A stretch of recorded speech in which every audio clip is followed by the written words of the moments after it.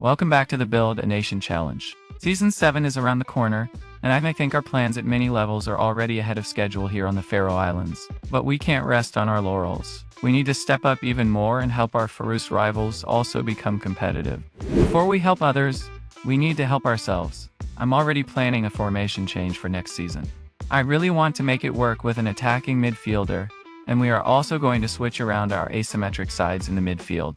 However, before we get that far, we still have some Europa League games to play before the transfers and preseason start.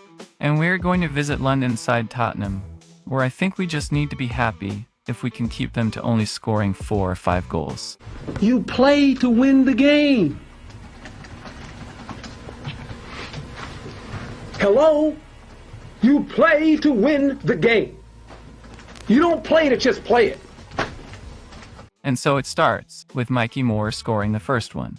We are not getting massacred, it seems, as they grab their second, after 63 minutes. Kulusevski found the net too.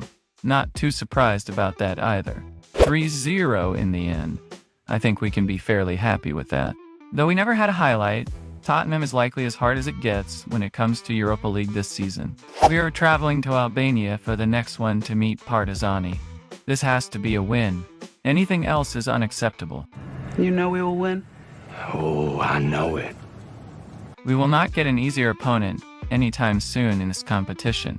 This is a battle of the bottom feeders. Here we go. 30 minutes in, as the doctor ordered, we took the lead with a flat cross into Royendijk. Now we can relax a little bit. Erlingsson sent a hopeful long shot in. Probably not one he thought would go in, but in it goes. Nice 2-0. Now we are talking. Jugovic also fancies his chances from range. That should be more than enough to win it. Full time 3-0. Finally, we got some points on the table and also cashed in on £40,000 for winning it. We might not get many more chances to score some coefficient points, so I can't understate how important this was. The board is not messing around. They're going in big time with this stadium plan. That is a crazy expansion and expense. 7,415 capacity. That is 826% more than what we currently have. A lot of boring math later. Yes, I did the math. What is even crazier? The island of Suduroy only has 4,601 people. But I guess we'll just sail in new fans from the other islands, costing us 6.9 million. Well, it may be worth it in the long run, when we also get 1.6 and 1.7 million in sponsorship. Contractor, no. I will not bow to any sponsor. I kind of knew that this might happen, but sometimes it does not. This just makes it harder to get our players out on loan, and affiliate clubs are not really going to be an option for us when it comes to loaning players out. Molde is crossing the North Sea to come visit our small island.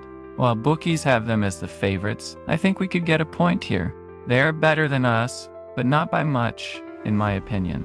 That sucks. 2 minutes in and this starts with them having an absolute blast of a long shot finding the nets. Uphill battle from here, I suppose. Clearly, I was way too optimistic about our own abilities, as we are nowhere close to having a highlight as they score the second. They even score a third before halftime. This might turn very ugly before the end. Our first highlight, and we can be very happy to claw one back to make it 3-1, because we did not deserve to score. They had to hit the post 2 times, but yet another goal for them. This is really far from how I thought this would go. Full time 4-1 to Molde. I think that might be one of the worst games for us. We should not be losing that big to a team like Molde. I started the game with our new tactic and then switched over after the first 3 goals. And again, I'm concerned about using attacking midfielders. It really does not seem to work for me. We might want to try double defensive midfielders to be a bit better defensively. But it will come at the cost of us having a lot more to do in the transfer window. But it just might work. We are only on the 8th of December, but moving forward with that plan, we need to evaluate our squad even before the transfer window opens. Most of our worries are in defensive midfield, as we now need to double our numbers, and not only that, this was already our weakest area. Johnson is set to be released. His time with us is coming to an end, and I'm trying to sell Manenti, as he is not happy and takes up a foreigner spot. Erlingsson is only good enough to be a rotational option, so we need to go out and find 2 starting players, and also a 4th backup, but we might have a youngster who could do that. Our fullbacks on the right-hand side is another area where we might want to upgrade. While I love our king, his qualities might come up short when it comes to European big matches, and the same goes for the other two options. But finding good fullbacks is not easy. An inside forward on the right is also something we need to address, as Royan Dijk is already sold. And Kroos is not really an inside forward, while Carlsberg is also our second choice on the left side. Aaron Newton will be released as he wanted to be a regular starter at £500, so we don't have too many options here. The transfer window opens up, and we might have our busiest start to it we ever had. Let us start with released players.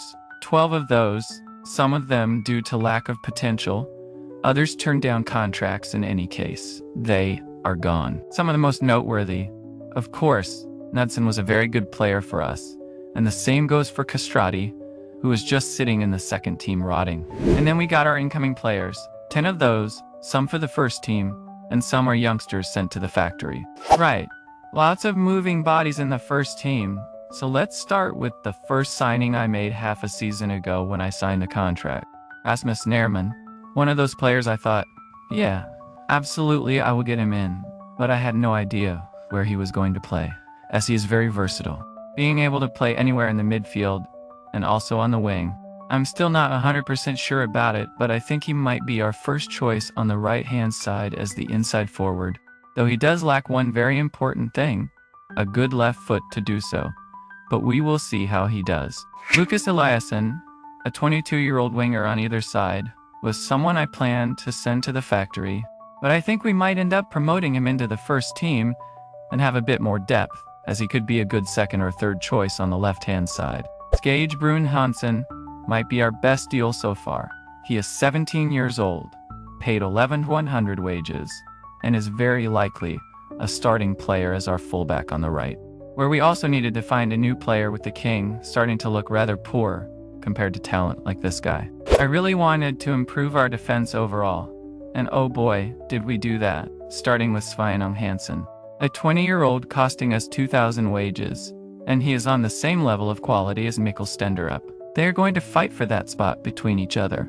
But the big signing is Morten Holman. Funny enough, I bought him initially as a fullback, but since Skage Brun Hansen, the 17-year-old kid, could do that now, I think we will use him as our central defender on the left-hand side, as he has a strong left foot. This should really be a massive boost to our backline. He has some real quality about him, and it will cost us 3,500 wages, making him our top earner right now.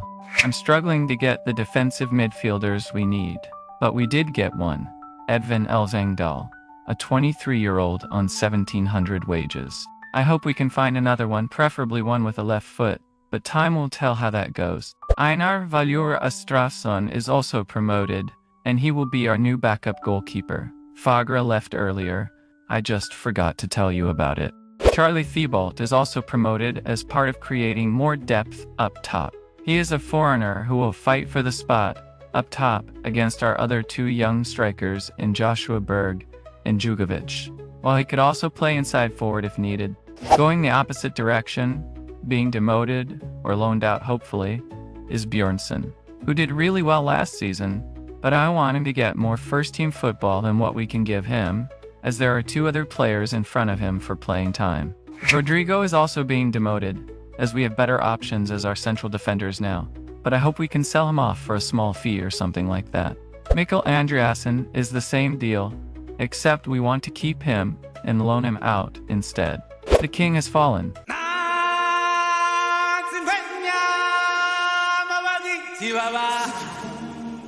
Yes, it is time for him to step aside and help our second team for a few years. I do not plan to sell him, but if someone comes in for him, it might happen. So right now, we end up with 25 players in the main squad.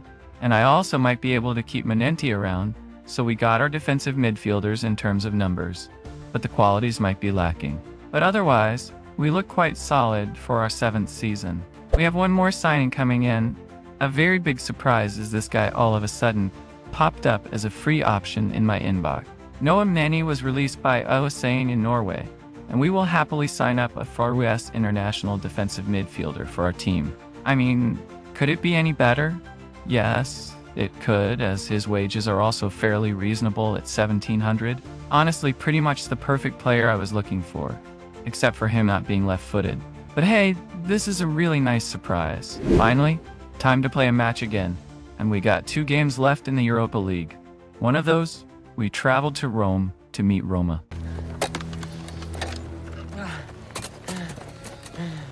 I know how this ends.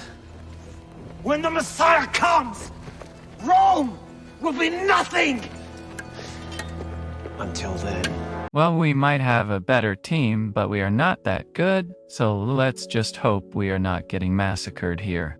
A massive personal mistake by Thordor Kvist. He does have some mistakes in him, but I still believe he is a fairly decent keeper.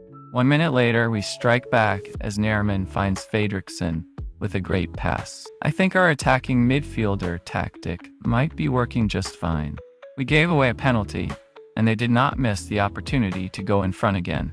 Okay, maybe I'm getting slightly annoyed by Theodor Kvist. Sometimes he just looks like someone who is just not a goalkeeper. This is one of those times. 3-1 in the end, and not too surprising either. Roma was the much better side, so I'm fairly happy all things considered. Also worth a note, Theodor Kvist redeemed himself a couple of times with some big saves, and a 6.9 rating, while letting in 3 goals means he did quite well. Last Europa League match, and it is against Sturm Graz at home. I'm not saying we are going to win it, just to not jinx it. I guess there is no such thing as a jinx.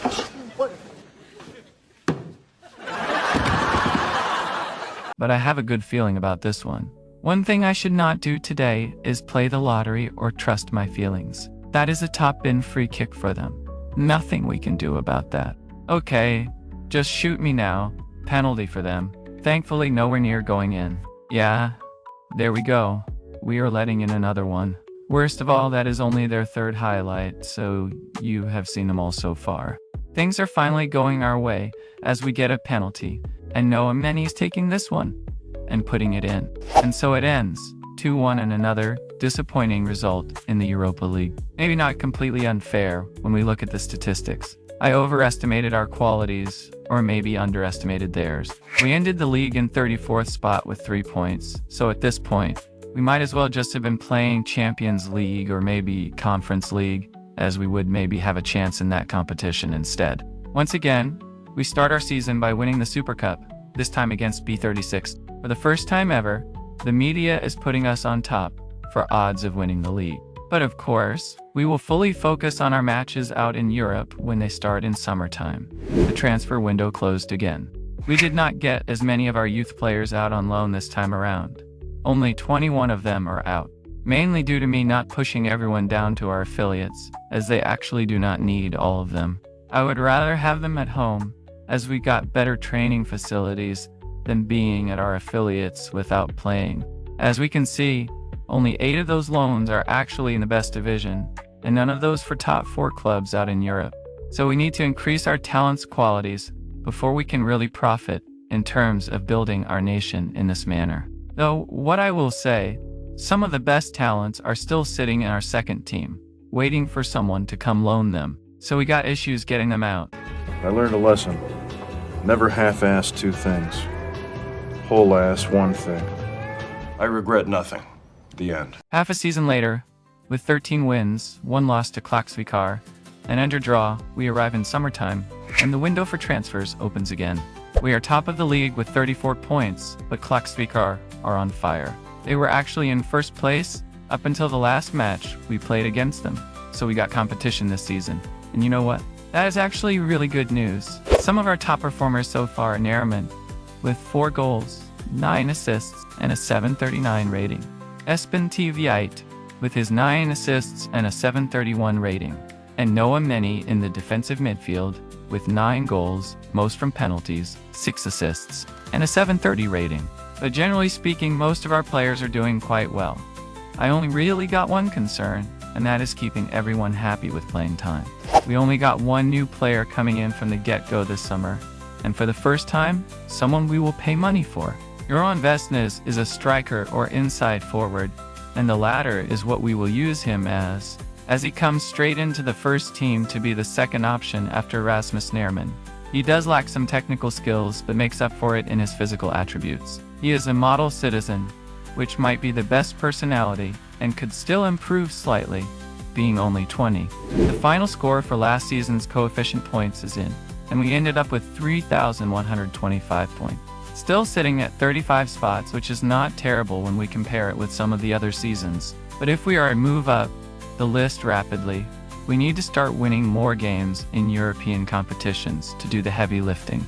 Another concern I have is our financial situation combined with not getting enough good talent to help our other Faroese clubs with loan deals. We might still be 1 or 2 seasons away from helping those top clubs, while our projection is possibly putting us in red.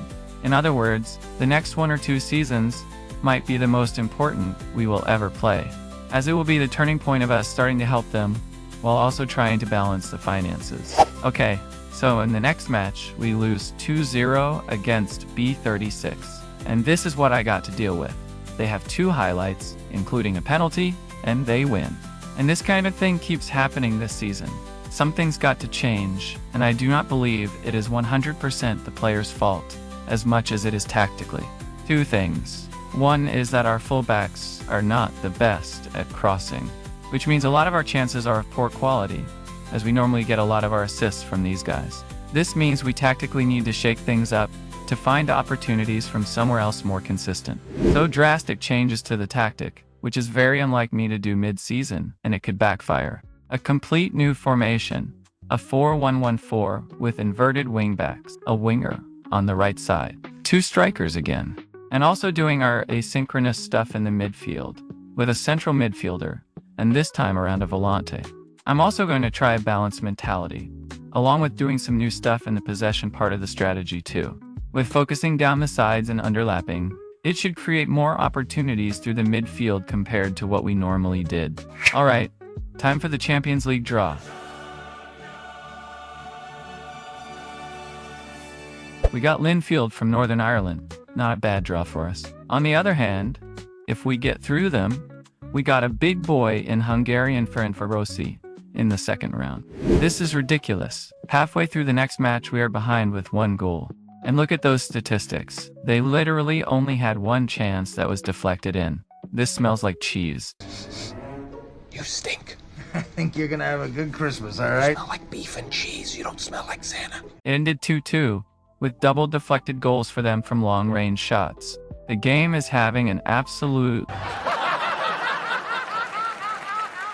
making me frustrated to no end, as this happens way too often to be a fluke. Rodrigo is leaving us, as planned for a small fee, though it is a very small one.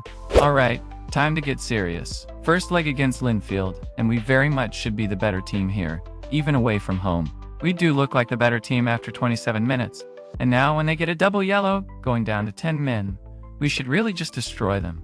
Penalty after 32, and Noah Manny is making no mistakes putting it in. 1-0. Jugovic on the corner kick, straight into Morten Holman, who scores in this way for the 7th time this season. Good for him. We also get a 3rd one before the half is over.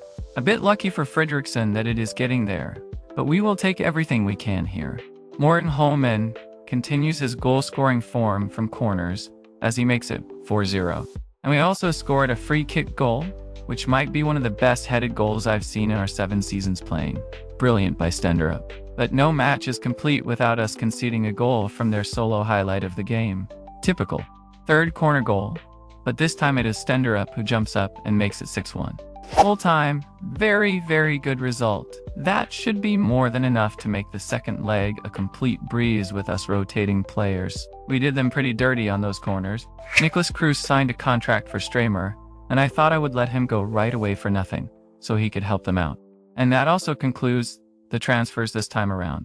In the second leg, we are rotating quite a few players for fitness. We should not concede or lose with 6 goals here. I even think we might have another big victory, to be honest. Our new player, Joran Vestnes, is the first one on the score sheet. Very nice. This goal is a good showcase of how this new tactic is creating more chances through the midfield. It's also nice to see Joshua Berg score after a long injury. 2-0. Well, Linfield is playing slightly better in this game, but I do not think they actually deserve to score a goal. Not surprisingly, it was a long shot after a set piece. Eliasson has proven to be a very good backup, and I believe this is his first goal. How about that? He even doubles his tally just a few minutes later. Love to see it. Charlie Thibault is also joining in on the action, though he gets fairly lucky with a deflection. Full time, 11-2 on aggregate. That is exactly how I hoped and thought it would go. Well, minus the goals they scored from those extremely low expected goal shots, but that is what it is. Alright, this, on the other hand, is going to be very tough. We are going away in the first leg against Faroese, and I hope we can at least keep the door open for the home game, as I do not expect us to be the better team today. It's amazing. You are 100% wrong. Coach Bjerg has been out with an injury for many weeks, and he is straight back into action in style, as after 3 minutes of play, he puts it past their goalkeeper from a narrow angle. Faroese was not ready for our captain fantastic Mr. Hujbjerg, making it 2-0 after 12 minutes. I have no idea what is going on, but I like it. Oh my God! Wow! We are battering them, with Jugovic making it 3-0. Are they playing their B team or something? So, back to it. This is starting to become embarrassing for them, as Nerman makes it 4-0 after just 22 minutes. Morten Holman with his specialty makes it 5-0. Jugovic scores to make it 6-0 just before the half. At halftime, I was kind of wondering if this was actually their B team, but no, I checked all of them. This is definitely their best. The madness continues in the second half, with Holman getting one more from the corner. Okay. A long shot. 0.1 expected goal. Sure, we can give them one of those, I suppose. Carlsberg came in late, and why not? Let's get one more over the line. Their players are losing it now. A direct red card. Sure, we deserve another goal. Keep piling them on. This time, it's Joshua Berg. Full time, 9-1 for us. That might be the most confusing result I have ever had in Football Manager 24. Did we break the match engine with this tactic or something like that? Well, it's not like they play some sort of odd formation or anything, but I must say, this is very odd. Alright, so they need to score no less than 9 times to beat us here in the second leg. I don't think they will do that, not even on their best day. As a matter of fact, I just went through their starting 11, and this time around, it does look like half of their B team to me. It starts how the last game ended, with us scoring more goals. Menenti gets this one over the line. They play slightly better in this match, but not enough to deserve this goal. Not that it matters much. Vestnes headed it in from close range. He looks like a very good signing so far. Full time, 11-2 on aggregate. Honestly, I'm more confused now than before this game. They were much better away from home, with half of their B team playing, than they were at home with much better players than what we have. Probably some kind of Hungarian paprika goulash went horribly wrong in the kitchen. Basel is our opponent in the third qualifier, but reaching the third qualifier is almost our goal to begin with, as that guarantees at least Conference League football this season. On paper, Basel should be around as good as Faroese, but I guess that does not mean a whole lot anymore. I kind of forgot to check on our other clubs over in the Conference League qualifier. Both Klaksvíkar and Streymoy managed to win their first qualifier. Since we had gained some ranking, B36 started in the second qualifier, but they lost it. The same goes for Klaksvíkar and Streymoy, so it is again up to us to continue getting more coefficient points on the board this season. Can we do it again? And by that, I mean destroy a much better team than ours away from home? Well, I doubt it, but at this point, who knows? Basel, here we come. First highlight and first shot for them, and to make it even more difficult, it's a penalty. In the second half, we hit back. Jugovic passes to Joshua Berg, who smashes it into the net. Full time, 1-1, a massive result for us. Not that this was us dominating the match or anything, but we were definitely not anywhere near losing it. 5-0. I've got to be honest again. I'm surprised at how well we play right now. This new tactic seems to be really good. Time to send Basel back to Switzerland, hopefully with a massive loss in their backpack. 68 minutes later, and this is a very even match, but we take the lead now, with Jugovic on the free kick into Nerman, who slots it in on the volley. It only took them 4 minutes to hit back. It's all even again. An even game with an even outcome. So extra time, here we come. It happened again. We are letting in a goal in the 117th minute in a qualifier. Even worse, we looked like the better team in extra time. I can't believe that happened again. Though I would say either team could have won this one. So I guess we can be proud of that. But I can't help feeling slightly disappointed in the end. Time for the draw of the playoff qualifier of the Europa League. And there are a lot of massive opponents we would like to avoid. But thankfully, we get extremely lucky getting KF Tirana, who are even lower seeded than we are. That could not be a much better draw for us. Okay, time to play the first leg in the playoff. Starting quite well after 15 minutes, with Jugovic blasting this one up into the corner. Fantastic goal. I doubt he will care too much, but this is a bit of a scrappy goal, but they all count. Thank you, Captain Hojberg. That will be 2-0. You know what? I'm all about the scrappy goals today. Beniais stands at the right spot this time. Morten Holman scores again on a corner. That is number 12 for the season. Vesnes gets in on the action with this nice low shot that probably should have been blocked by one of their defenders. But what do we care? Full time, 5-0, and they never had a highlight. Oh! Oh, beautiful! Yes, I guess we are just that good now. Obviously, it's a massive deal, as we can potentially rest some players for the second leg, or at least rotate them. In the second leg, full rotation, and I'm not even worried about it. We gon' be alright. We gon' be alright. Do you hear me? Do you feel me? We gon' be alright. A lot more of a close game this time around, but after 62 minutes, Vesnes broke the stalemate. And why not a second just a few minutes later? Here we go, a long-range shot, and they get their goal. Good for them. Free kick goals too? Sure, why not? At least these goals are no one's fault. Full time, 2-7 on aggregate, and we will be playing in the Europa League again this season. We got the schedule, and from what I can see, I think we only have 3 winnable matches. Bratislava, Basel, whom we already know quite well, and also Ludogorets, who we for sure also know quite well.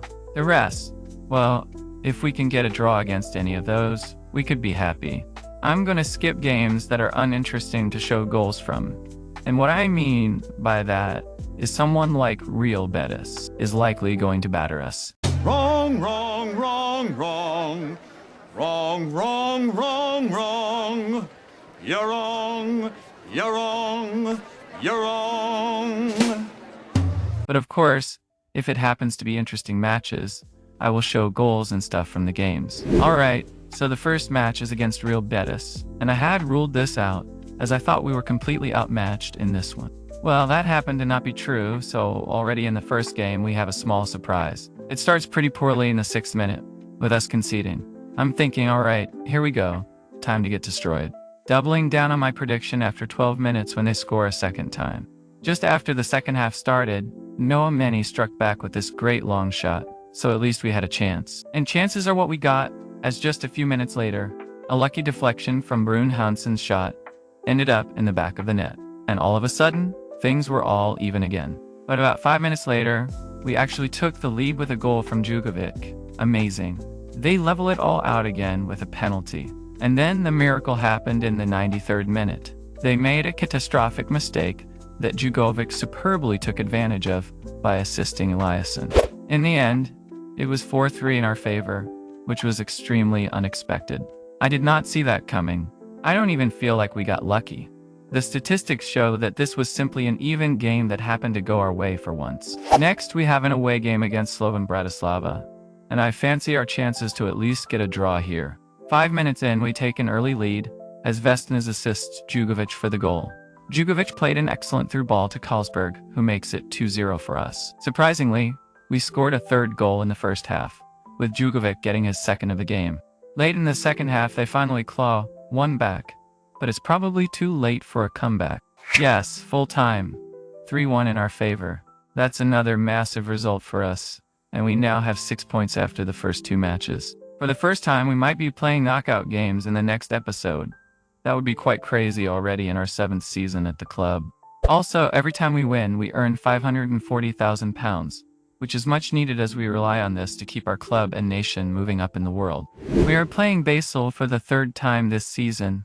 The last time, they knocked us out of the qualifiers, so hopefully we can get revenge here in the Europa League by taking some points from them. Not starting well, they combine right through our defense, and Thordorkvist doesn't have many chances to save it, though he does get his hands on it. Hold on, that woke our boys up. 1 minute later, we did the exact same thing to them. Binyahia is one-on-one, and he puts it in.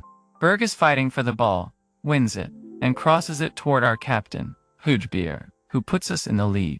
Okay, we have to concede at least one of these long shots every game, but this one was pretty good.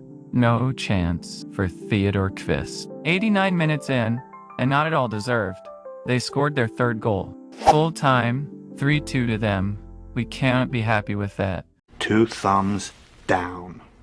We were by far the better team on the pitch. It's honestly extremely frustrating to see the AI consistently outscore us with statistics like these. Hey, nobody cares. Nobody cares.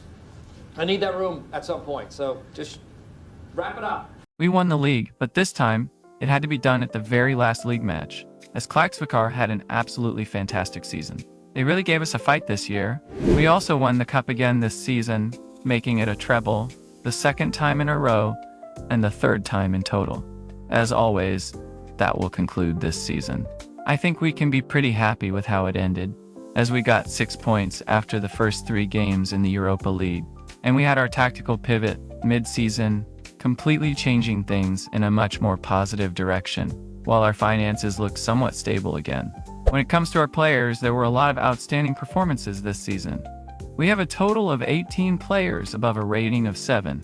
The lowest is at 6.87, so no one had a bad season in my book. Johan Helgi Jugovic topped absolutely everything this season. He was the top goal scorer with 22 goals in all competitions, also the top assist provider with 20, and of course, the highest rated player with a score of 7.59. I do not think anyone saw that coming. At least I didn't. Joran Vestnes joined us mid-season, and what a half-season he had, scoring 11 goals, assisting 3, and achieving a rating of 732. What a signing he has been. Espen Tveit, the vice-captain, was also a big reason for our successful campaign, with his 17 assists and a rating of 735. I could keep going, but as a last shout-out, Paul Karlsberg is our super sub, or super rotation player. He consistently puts up double digits year after year, even without being a starting player for us. Quality backup. Look at that! We are now legends of Football Club Suduroy. Awesome! We also managed to upgrade our facilities a bit more throughout the season, and we are on our way to getting a new stadium for next season, which should help our finances slightly too. So there it is, another season done and dusted, with more trophies in the cabinet to polish. Until we meet again!